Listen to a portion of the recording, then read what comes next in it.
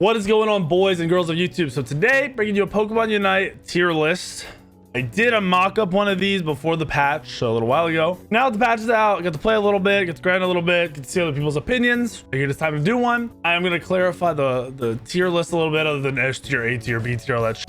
Let's go ahead and get into it. Make sure you subscribe, hit the like button, and yeah, we'll see where we end up.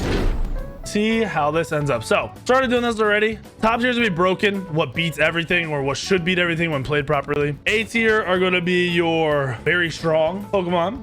B tier, see, I'm doing this a little bit different. There's no middle tier here. So good slash average is how I would describe this, right? So the idea here is average is like borderline, like it's the middle of the pack. So this technically should have maybe not more Pokemon, but the ones that are on like the teeter, some people might say, oh, I can play it all the time. Other people be like, it's really bad. We'll go with weaker for this, and then we'll go with bad. just be straightforward and say bad. So first up is Venusaur. Like I said, we did do a little mock-up version of this tier list a little while ago.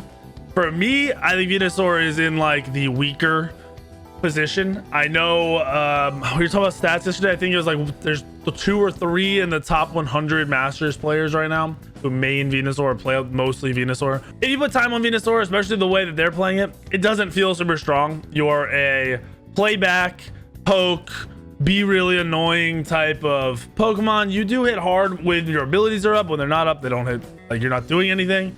So definitely a weaker Pokemon, definitely not the best to have in every team fight. Now it's going to be based on ranked from my experience and what I'm seeing on streams and YouTube videos, obviously. Next up is Gengar. Gengar is probably the most hyped jungle Pokemon. You got a slight nerf, very minor, still good. You can play around it. There are Pokemon with immunities and Pokemon that can clear the Sludge Bomb poison. That'll make Gengar not as good. So once people start to realize how to play, and you got people using full heal when they need it, Gengar doesn't do that great, but I will say Gengar is very strong, and at the lower levels, super easy to just dumpster through your game and do what you gotta do. Mr. Mime is one of the best Pokemon in the game, in my opinion, period. I'm gonna call him hybrid, just because I come from a different gaming world. These hybrid Pokemon where they're supporty, defendy, but they do an insane amount of damage when you're good on them, and they are very, very hard to play against. Mr. Mime has a nutty ult, has the insane combo being able to push you into walls and stun you and do double damage, and low cooldowns when you use the right items. He's insane, and if you can play him either way. In my opinion, you can play him as more of like a carry-ish and catch people off guard, or you can play him as that supporty defender type character, where you're building defense and trying to be in their face and trying to be annoying and just helping your team do their job. I have gotten absolutely stomped by Mr. Mime more than any other character, any other Pokemon in the game when it's played properly. It's actually nuts. Next up for me is Snorlax, one of the few Pokemon who can pretty much solo defend their lane, their tower. If say your whole team needs to go do Dreadnought, send 4 bot, leave Snorlax up top. Nobody can score on you. You're not gonna die. Very strong. The permastun from the push, hard to play around, the heals, the CC. The Pokemon has a lot of stuff going for him and really nothing going against him. Definitely one of the best initiation type Pokemon in the game to just run at you and get the fight started, and you can't really do anything about it. So he is going to sit up at that broken tier. For me, this is just top tier. Nothing beats these two, so that's why I haven't been broken. I understand if you want to argue against this, go for it. Drop it in the comments below. Gardevoir. I think Gardevoir is weak. I don't think Gardevoir is bad. I think Gardevoir is weak. And the reason I say that is you don't come online until very, very late in the game. You do have a cool little setup combo, which is fantastic, but it's not fantastic when you have junglers and all-arounders diving you, you have tanks in your face, or even the carries. If they get up in your face, it is very hard for you to play around. Once those abilities come out, you're kind of worthless for, I don't know, 5-6 seconds, and it is very difficult to be super consistent in quick-paced team fights. If the team fights are like go, go, go, go, go, and you're always constantly moving and fighting, she doesn't do that well. If it's kind of in and out, poke and play around that, she can do that, similar to Venusaur. And people are like, well, you can one-shot. She's not one-shotting against people that have any clue how to play the game. She's got a great combo. She does a lot of damage. She's not one-shotting without her ult all the time. It's not happening. She's a weaker Pokemon, in my opinion. Maybe that'll change over time. But as of right now, I do not think she's that great. Absol, probably the best pure jungle Pokemon in the game. Plays like an assassin from other games. You got the big crit damage. You got the combos. You're fairly safe when using your pursuit correctly. Solid ultimate, but it's not an OP ultimate. I actually think they should buff that ultimate a little bit and bring down the crit damage. But the ability to one-shot any squishy, literally all squishies can be one-shot by Absol, is super, super scary to play verse and with and against. I know they buffed Absol's other 2 abilities. They are nowhere near as good as Pursuit. It just doesn't come close. Pursuit being the core ability for him. Or I don't know what it is. Pokemon. Great. Absol is amazing. Garchomp. Another, in my opinion, I'm going to put in the good average position. So he comes on very late. That's his issue, in my opinion. That's my issue with him. He doesn't start doing his job until later in the game. But then once he starts doing his job, frustrating. Good setup, really tanky, can do a ton of damage while being in your face. Just an overall solid Pokemon. Lucario, even after the nerf, I think Lucario is cracked. Best all-arounder there is in the game. Super tanky and ability, the ability to hit for 1500 2k with 1 dash and repeatedly do that. It's hard to play around. The ultimate is solid. The movement is there. Very frustrating character, very tanky character. Definitely the best all-arounder in the game. Can be played kind of any style you want, and you can carry games while even in that all-arounder initiation frontline type play style. It's definitely there. We got Crustal, we got Krabby Boy. I'm gonna throw him in an average tier. I think he's solid. I think he'd be kind of frustrating to play against, but I also think he can be very easy to deal with and kite around. I don't have a lot of issue with him as a Pokemon on either side, like playing with him or playing against him. I think he's okay. He's decent. Not bringing the best out of setup, not bringing the best out of frontlining, but not doing the worst. Greninja doing a lot better. Well, let's not say a lot better. Cinderace got a slight nerf, which made it go from like Cinderace up here from like the best auto attack carry Pokemon and Greninja down here to like bringing him a little bit closer. So Greninja's doing very well. If he starts snowballing or gets a lead, gets enough farm, absolutely collapse. Really good positioning with the smoke screen, ability to kite and bait people, get scores off when people aren't ready for it. Surf being a solid last hit, as well as reposition to continue on in a fight.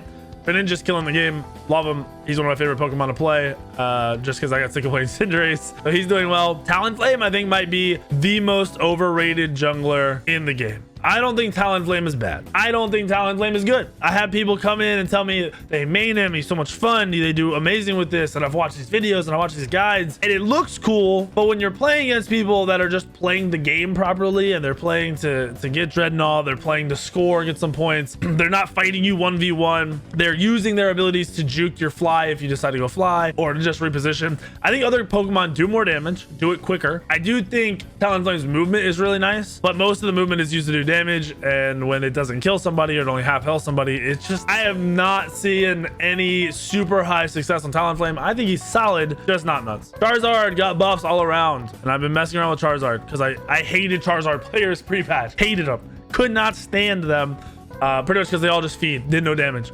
Been messing around with him in jungle practice. I'm gonna try to find a way to jungle him and be consistent with him. I don't know that it's possible, but I do know with the fact that his auto attacks aren't slowed by movement, so you can move around at normal pace and have your auto attack breath coming out. That's a play style I think you can play around. But Charizard, as of right now, I'm gonna throw into the bad position.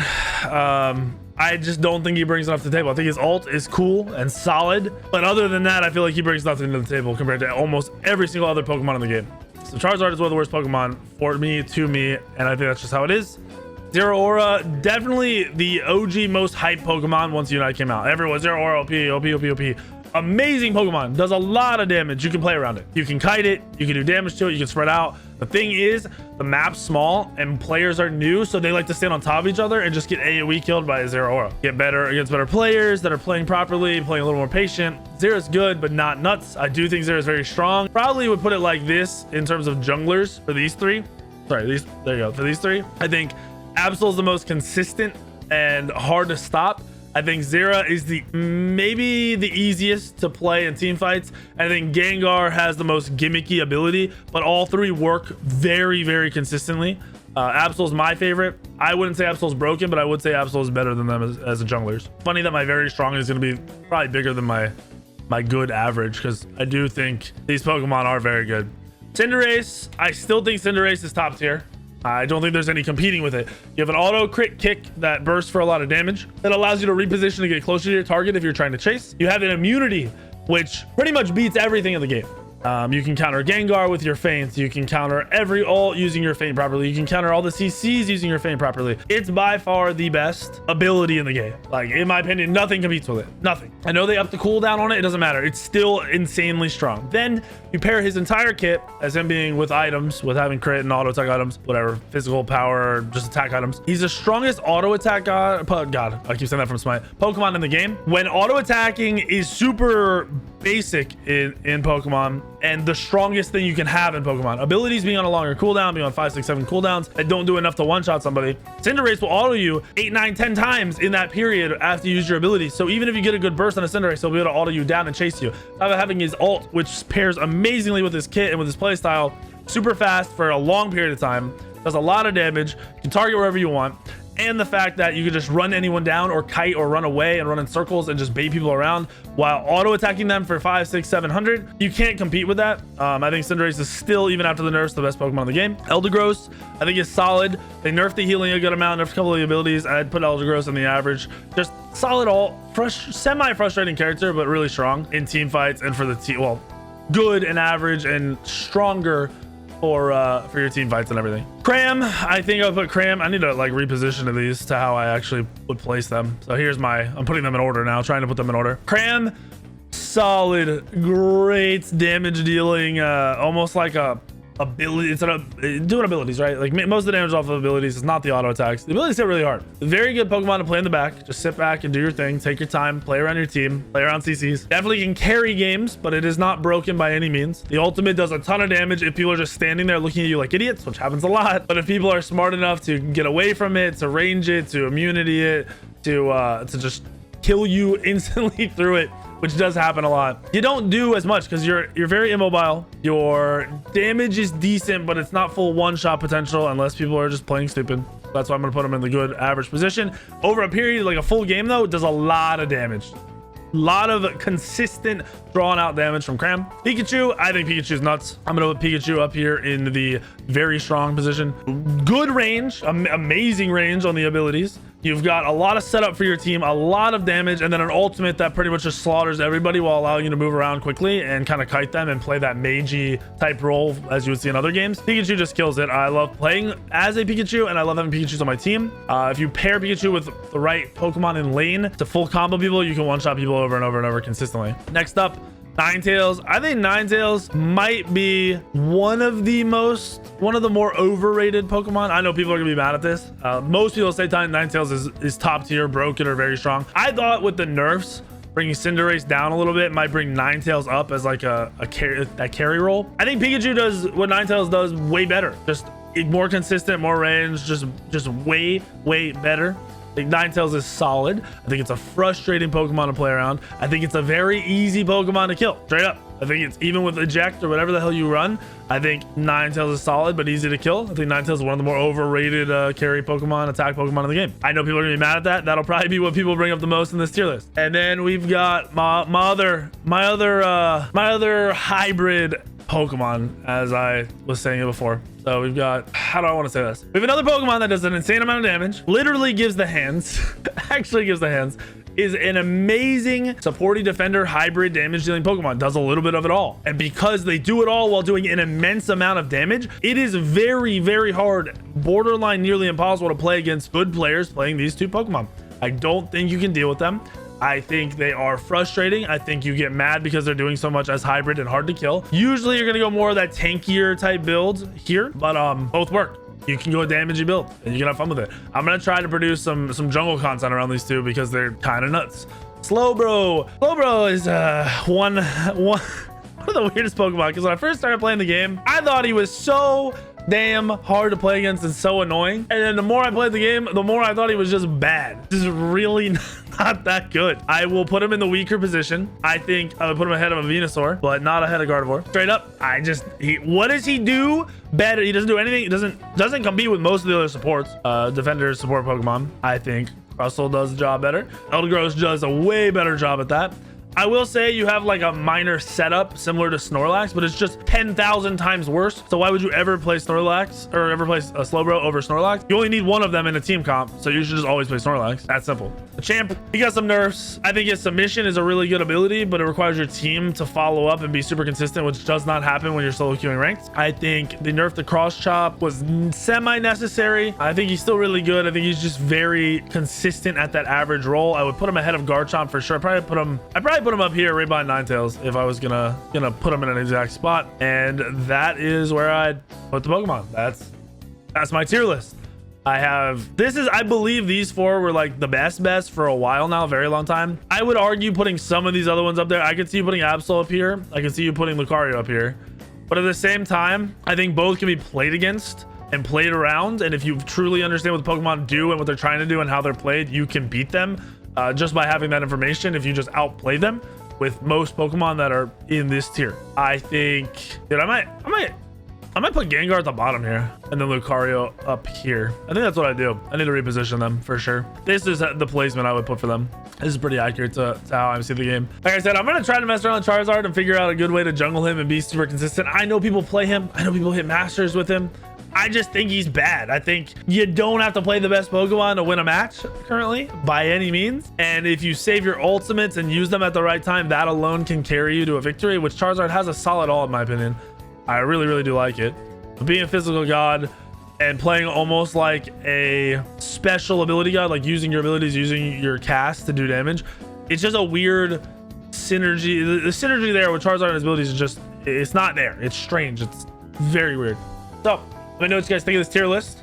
Go ahead and go make your own. Let me know what you guys think. Argue with me, whatever you want to do. I appreciate your all's opinions, and I'm interested to see where you guys sit your Pokemon at. I'm sure some of you guys main some of these Pokemon I might have put lower. I have a feeling people are going to get mad at Ninetales, Cram, Talonflame. And then I think some people are going to be like Lucario higher, Zera higher, Gengar OP more than better than these. I get it. I'm interested. Drop them in the comments. We'll see what everyone's thinking. Hope you guys liked the video. Please hit the subscribe button if you want to watch more of this. Please hit the like button if you want me to do more content like this, some more teaching, learning, opinionated content. It's fun. I like doing it. And thank you guys for watching. I'll see you all in the video later today, later tomorrow, and the next day.